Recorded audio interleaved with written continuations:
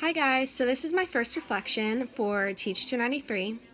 I'm placed at Schneider Elementary School in Farmer City this semester, and I am in Mrs. Ward's kindergarten classroom. So Mrs. Ward starts out her day usually by doing a lesson, an English or writing lesson. And the class always has a letter of the week. So this past week the letter was B, and she has these big books with letters, and she always reads the letter of the week book. So she read the big book of B, and these read alouds are a little different from normal interactive read alouds, mainly because they're sing-along read alouds. So she'll pull up on YouTube music that goes along with the book, so the kids sing to the words of the book. Usually she doesn't read to them, it's the kids reading themselves, which I think is good practice for them, and I actually really like that a lot. And it definitely gets the kids off their feet, like dancing, moving around, which is always super fun, and they're always really eager for these read alouds. Other read alouds, like the interactive one she does, always correlate to certain subjects that she's about to teach. So like if she's doing a science lesson, she will introduce the science lesson with a read aloud. So she'll bring all the kids to the carpet, and they'll gather around her, and she's super enthusiastic, introduces the book by starting with the different parts. So she will focus on the cover of the book, like the first image, be like, what do you guys think the book will be about? So she introduces Electricity Ellie. They're like, oh, electricity, stuff like that. She'll go over the title page, the author, and the illustrator. That stuff's always important for the kids to know. And during the read alouds, she really allows the students to read with her and jump in whenever they have questions or comments. Her classroom management's really good, so the kids are really well behaved, so they're not just jumping up like, ooh, ooh, ooh, ooh. They're more raise their hand, and she'll stop and they'll ask questions. She'll ask them questions like, what do you guys think is going to happen? What do you think's going on in this page? Correlating to pictures, so they'll see like the pictures and make predictions with that.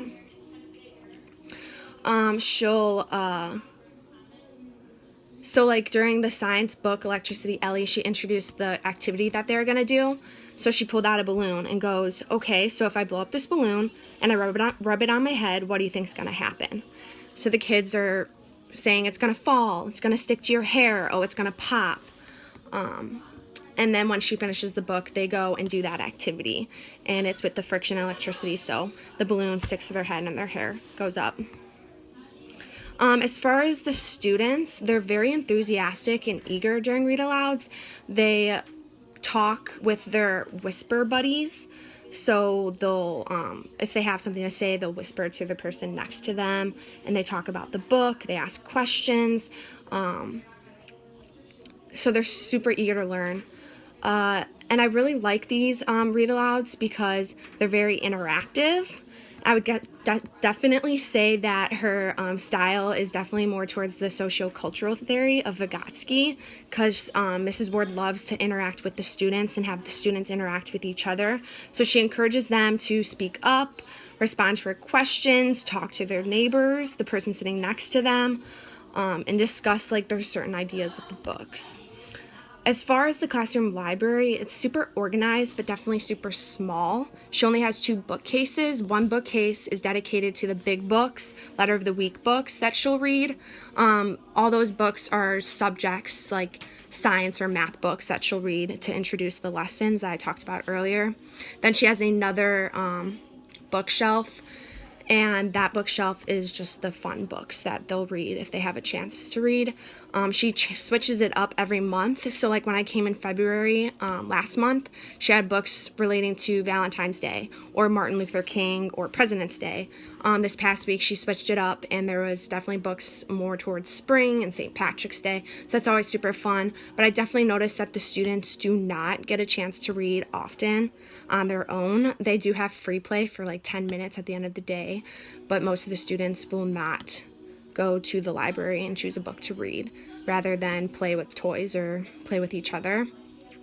Overall, I've really enjoyed the interactive read alouds and like what I've seen from my teacher. I do wish she read more, because a lot of what I do see is the letter of the week books, and that's not really an interactive read aloud, more just something to start the day and to get the kids motivated.